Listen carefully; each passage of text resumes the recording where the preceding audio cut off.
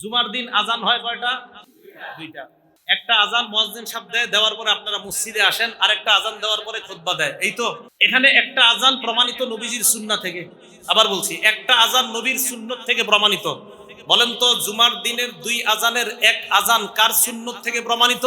বাকি রইল কয়টা আজান? আরেকটা।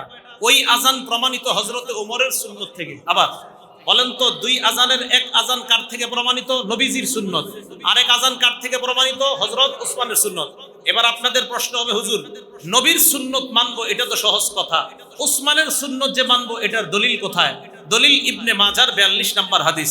নবীজি বলছেন, আলাইকুম বিসুন্নতি, তোমরা আমার সুন্নত পালন করো, আঁকড়ে ধরো, ওয়া সুন্নাতিল খুলাফায়ে রাশিদিন, আমার খোলাফায়ে রাশেদা সাহাবাদের সুন্নত আঁকড়ে ধরো।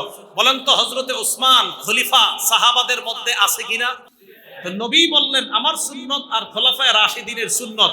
তাহলে বলেন তো, জুমার দিনের দুই আজান, এক আজান নবীর সুন্নতে পাইলাম, আরেক আজান উসমানের সুন্নতে পাইলাম, আর উসমানের সুন্নতটা যে পালন করতে হবে এটা আবার নবীর হাদিসে পাইলাম। বুঝাইতে পারি নাই।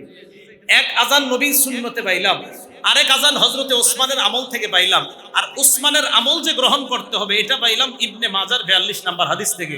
কারণ ইবনে মাজার 42 নম্বর হাদিসে নবীজি সাল্লাল্লাহু আলাইহি সাল্লাম বলছেন, আমার সুন্নত খোলাফায়ে রাশেদা সাহাবাদের সুন্নত। হযরতে ওসমান খোলাফায়ে রাশেদার অন্তর্ভুক্ত কিনা? তাহলে ওনার সুন্নতটা পালন করা মানে নবীর কথা মেনে নেওয়া। আল্লাহ পাক রব্বুল আলামিন আমাদের সকলকে কোরআন এবং সুন্নাহ যেন ওলামাদের কাছ থেকে শিখে শিখে প্র্যাকটিক্যাল পদ্ধতিতে